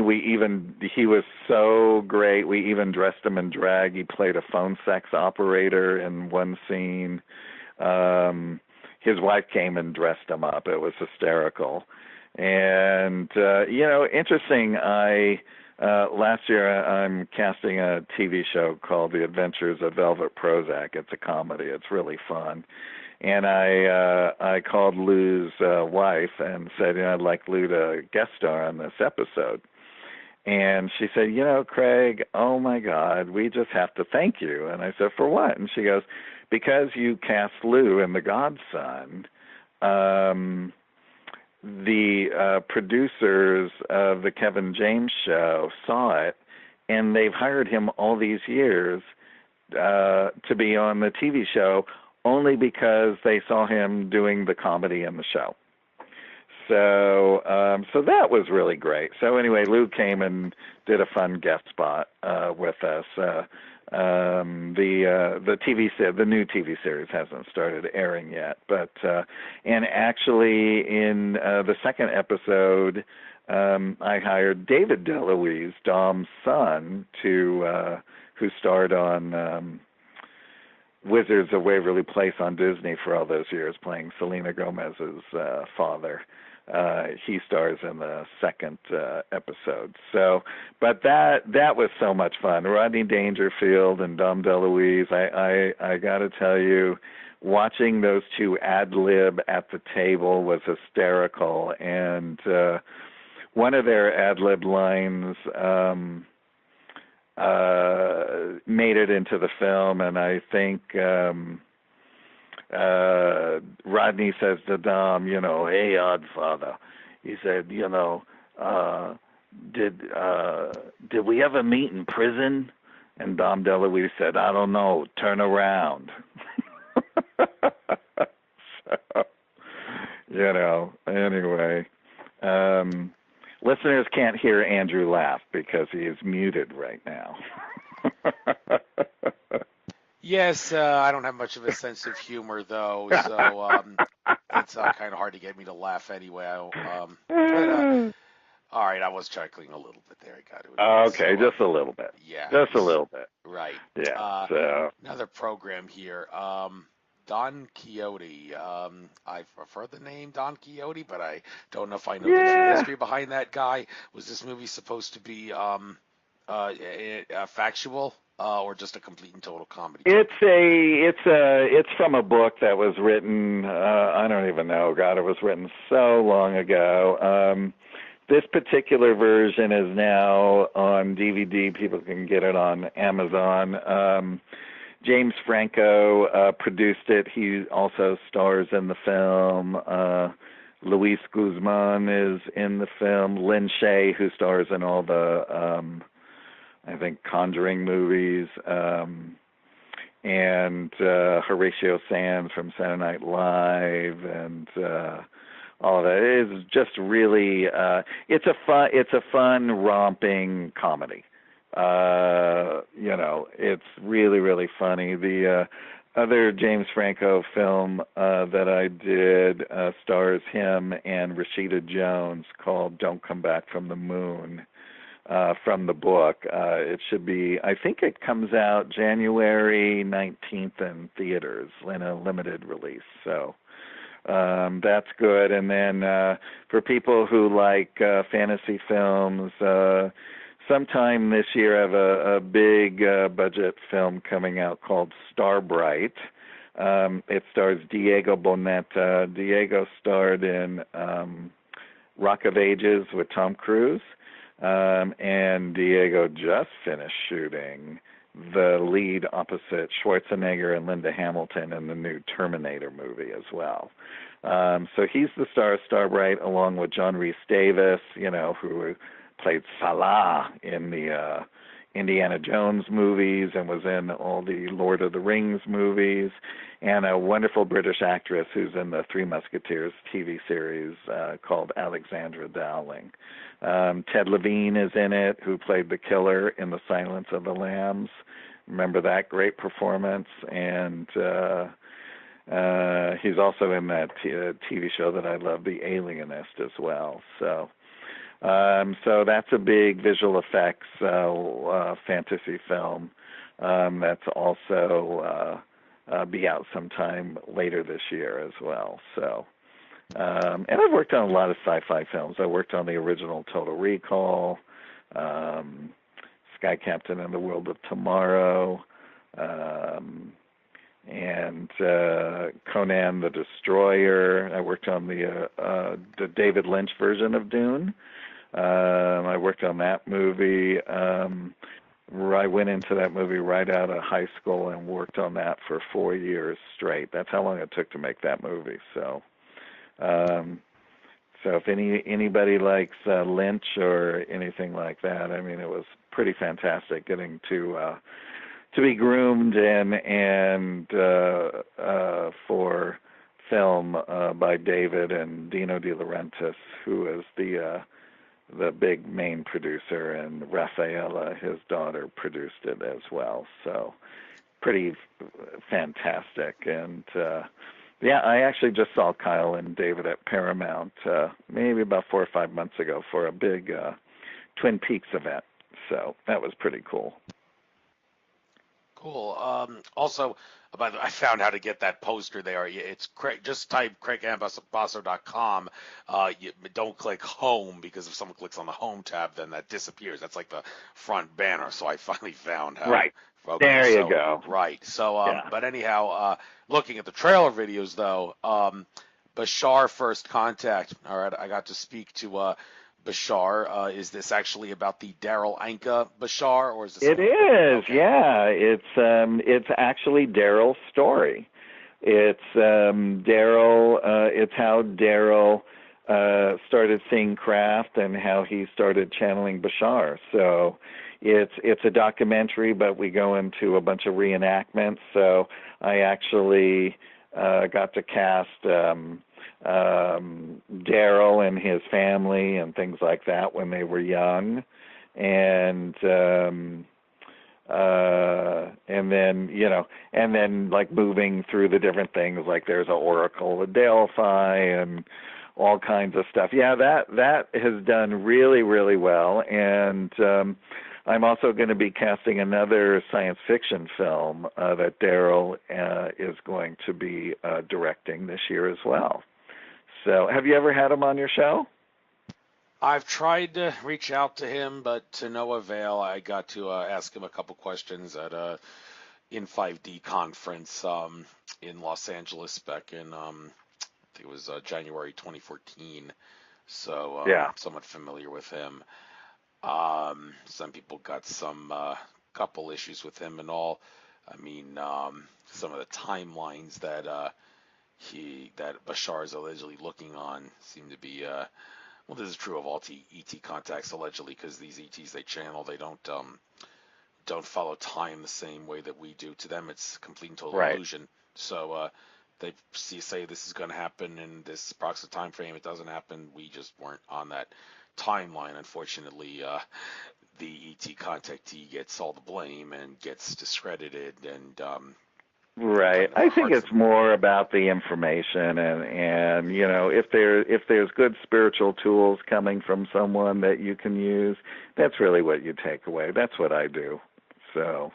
Well, that's good. That's yeah. Same thing with Tolek, when because I've been to a few of his conferences, and even though he's been hassled a lot for some of the things I know, it's don't blame him, blame the ETs, and you can't blame the ETs because they don't see time like us. So there is no sense in putting blame on anyone or anything. No, not at all. And it's the same thing, like I said, even if a story is strange and out there, if it's a fascinating story, it's still fascinating. And if there's something that you can learn from it, then that's what you take away. And, people don't need to badger or badmouth people or anything like that. I think if everyone just, sort of took that stance, we would live in a better place. So, instead of putting blame and this and that and all that kind of stuff. Yeah, I've seen this in the ET field, not just with what I mentioned earlier about people trying to push anti-gravity and hydraulic nuclear propulsion stuff like for powering craft, when in reality it should be consciousness and spiritual power that is understood as the main driving force behind most vast majority of ET craft. But getting back to the aliens thing, I'm seeing, well, of course, you appeared on Ancient Aliens, and George Tsoukalos being the main astronaut theorist to point that out there. One of their very comical political cartoon, well, comical depending on your point of view on the issue. There's George Tsoukalos being tied to a chair, and some gray aliens, one of them is holding a club, I think, points at George's face and says, "Yo, buddy, stop making stuff up." And John Ventry seemed to really enjoy that because, well, he's got some beef with Ancient Aliens. I can't blame him, considering that John Ventry frequent appear on the Hangar 1 series, and that was kicked off the History Channel, but Ancient Aliens made the cut, and I can imagine John Ventry can't help but hold a slight grudge against both the History Channel and the whole Ancient Aliens series, and maybe a little jealousy, dare I say it. I shouldn't say this about John. I've been on my show twice, but then again, it's kind of obvious that is the way he's feeling about it. And well, I mean, it's just a show that took off. Ancient Aliens, when I did it like 2 years ago, was in its 9th season, so it's in its 11th season now. And I have to say, I was a huge fan of Hangar 1. I actually went. Major George Filer, who's a MUFON director, I think, back in Jersey, he was going on the show, and so I went to go visit with him. So I hung out with all the guys there on the set of Hangar 1 one day. And I just found that show exceptionally fascinating. I still have it on my DVR. It's now airing again, so they're recording a lot of the old episodes, so I get to go back and watch them. It was a great show. It was a great show. Maybe, you know what, give it a couple of years, maybe they'll do a reboot. They're rebooting everything else. You know, hey, did you see Project Blue Book? I was Did you actually, watch it? you read my mind. I was about to ask you, is that really worth watching, or is the show, in a sense, a disinformation campaign? They say it's based on real events, but is it really? Have they twisted or distorted it? I DVR'd it. I didn't watch it. But I spent some time over the holidays with Richard Dolan and his wife, and so the premise of the show. So it's done by Robert Zemeckis, who made all of the Back to the Future movies and all of that, right? So it's based on Project Blue Books. I'm sure they take some dramatic license. You have to in shows, but they're using the real time things. And then what they do at the end of the show is they bring on Richard, who's actually a historian in all of these, government things going way back. They bring on J. Allen Hynek's son. Oh, and there was one other great person. I forget who it was. I don't know if it was Jacques Vallée or something like that. And then they sort of come in and they give you the history of it, right? The real life history of it, which I find fascinating. I think that's a great idea to do it that way. So I'm very excited to watch it. I just haven't had a chance to go tune it on and watch it. So, but Richard said he saw some of the episodes and they were really quite fantastic. So, Well, Richard Dolan has on at least one occasion said that Project Blue Book was a joke of an operation. Is he perhaps changing his tone after maybe seeing some of the things in the series and saying, I better not say such bad things about Project Blue Book because, well, this series could wake a few people up. Do you know anything about his attitude? Well, I never heard that. I mean, I do know in Stranger at the Pentagon, for instance, that Harley Bird was a part of Project Blue Book. Harley Bird is Admiral Richard E. Byrd's nephew. Back in 1956. Admiral Byrd wrote a letter to a rear admiral at the Department of Defense asking to bring his nephew into the DOD because he was recently married, had a kid, and he really needed to have a real job because he was working, I think, he was just at the Honor Guard at that time. So before, I think just a few months before Valiant Thor arrived, he began working for Project Blue Book. He is the one who writes the foreword in Stranger at the Pentagon with the actual case number and corroborates the entire story. Harley passed away maybe about 3 or 4 months after Dr. Frank. He passed away in 2009 early. I met with his family members. They gave me his honorable discharge papers. They gave me the letter that Admiral Byrd wrote to the rear admiral. And on his honorable discharge papers, it showed that he did work at the Department of Defense under Special Operations. So we know that he was there, and he's also a part of the. They included all of his credentials and things in the Ancient Aliens episode too. So, but I'm not a big buff on all of the Project Blue Book. I've just heard the things that we've heard on shows and things like that. So. Yes, I mean, when can we expect television to not be good for something like brainwashing?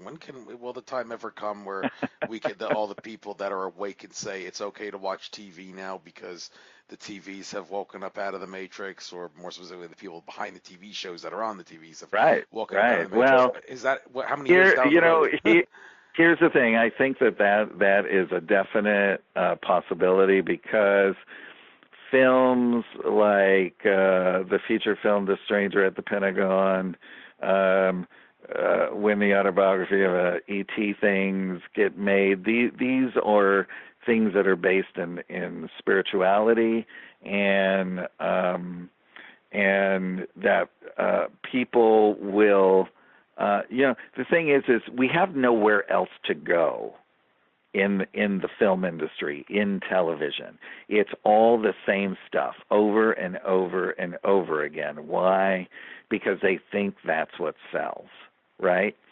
So when something comes along like A Stranger at the Pentagon feature film, or the books made into a movie, or other projects that people have of enlightenment that get out there into the public, and if those do extremely well, that's when they'll say, where do we get more content?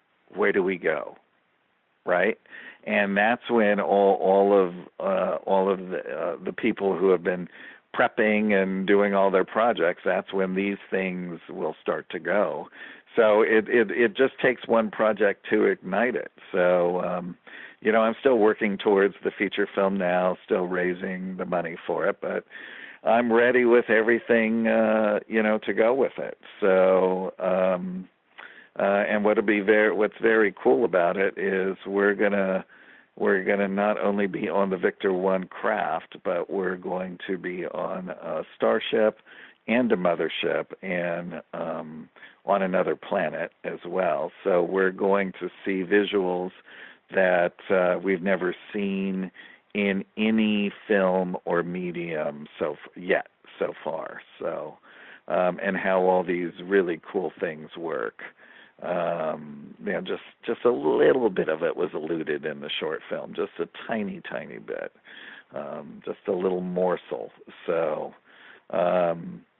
but the thing is that they're also teaching vehicles as well, and that make people think and broaden their self into what could possibly be out there in the universe, and that kind of thing. And to also know, I mean, most people that write me say, before I read your books, I thought this world was going to hell in a handbasket, and now you've given me a renewed hope. And the same thing I get when people realize that beings such as Valiant Thor and these other beings exist that are here helping behind the veil. So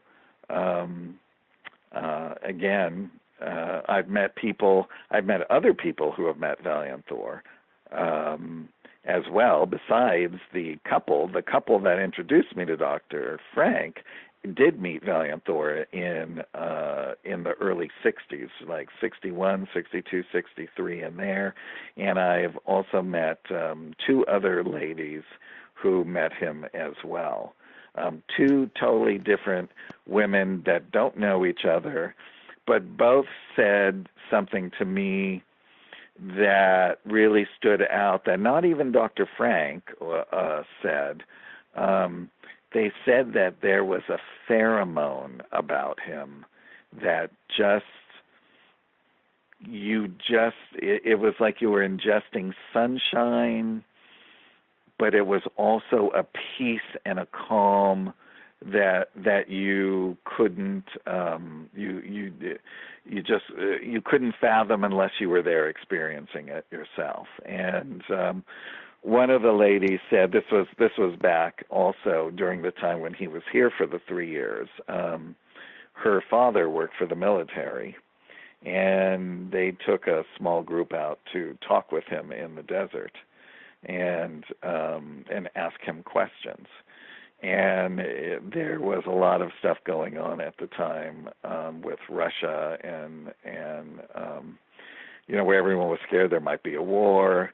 And she asked him that, and he turned and looked at her and said, that's why I'm here, that's why we're here, we're going to make sure that nothing like that happens.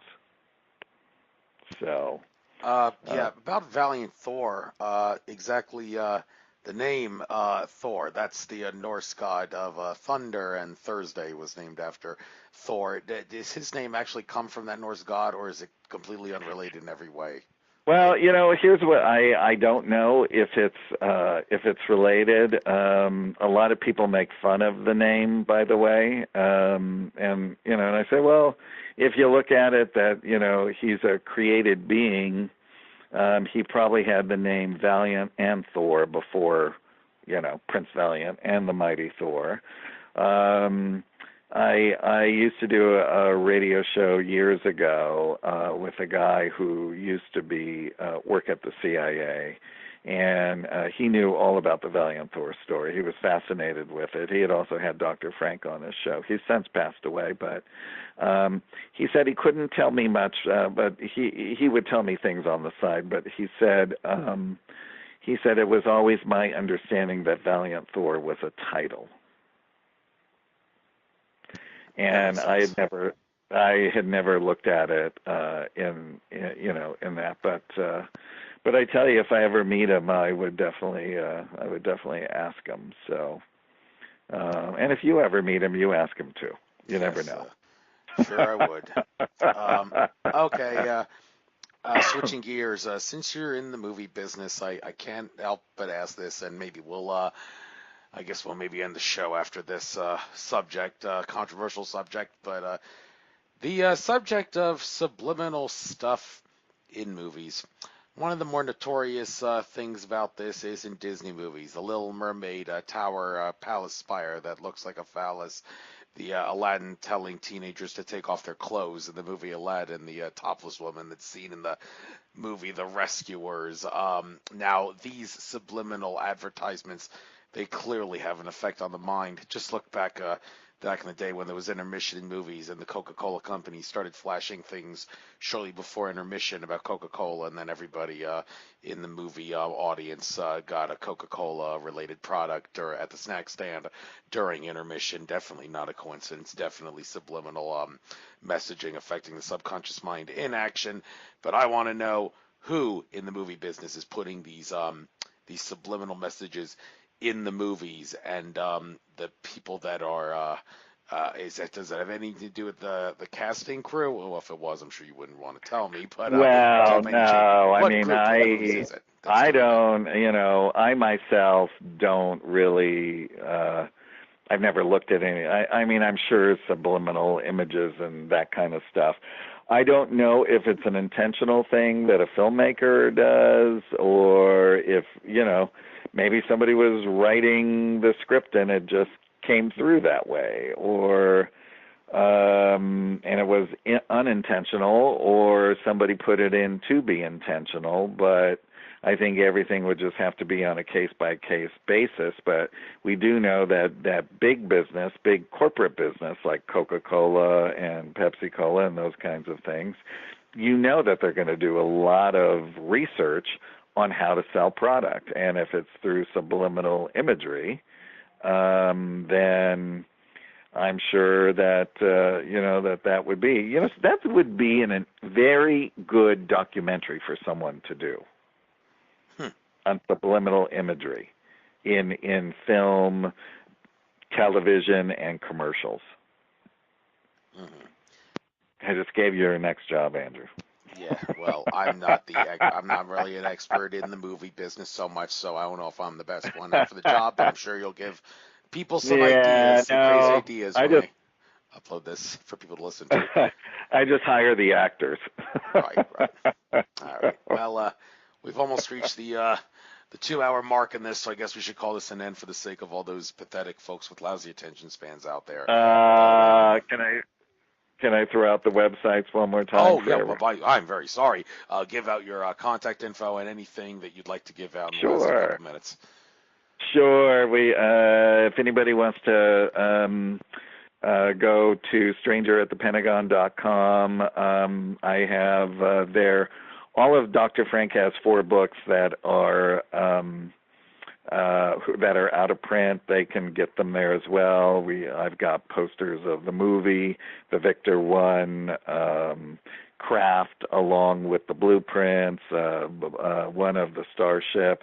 And actually, I just got a small amount from the publisher of the book that he found in his garage of the original book posters when it was in stores way back when. So I have some of those available as well. And you can buy the DVD and you can watch the short film on the website as well, or buy the DVD with behind-the-scene extras. And then and subscribe to the website. There's a subscribe button there, so you can get updates on the feature film and everything else that's going on. Also, on the Autobiography of an Extraterrestrial Saga, that website's autobiographyofananet.com. You can get all 4 books in a package there at a special rate with some extra goodies, or you can buy them individually. They are also available on Audible. Book 4 will be out at the end of this month as well. And you can also subscribe to that website for updates on future books. There'll be 7 books in total in the series. And probably not sure when book 5 will be out, but there's lots of fun stuff to look through there, and you can see a lot of the celebrities that wrote quotes and things like that, and everything else on the site. So, and if you want to check out my casting website, it's craigcampobasso.com. So if you screw it up, if you type it into Google, everything will come up because I'm the only person on the planet with my name. So there is a website that you can put your name in and see how many people on the planet have your name. So. Right, of course. And of course, you Starpage, not Google, because there's no NSA involvement with Starpage. Right, That's just my suggestion. But anyhow, thank you. Lovely interview, awesome interview, great interview. Learned a lot of things about ETs and movies and then some in this hodgepodge of subjects. Loved it. That's what this show is all about. Thank you, Andrew. And let's keep our fingers crossed that artificial intelligence didn't sabotage this take 2 attempt. So keeping our fingers crossed. I'll let you know by tomorrow at some point. Probably all right. Got Perfect. to work on tonight, but I'll get it up on YouTube before the weekend. That's a promise. All right. Take care. That sounds great. Thank you again so much, Andrew. It was great talking to you. Same to you. Bye-bye. Okay. Bye-bye.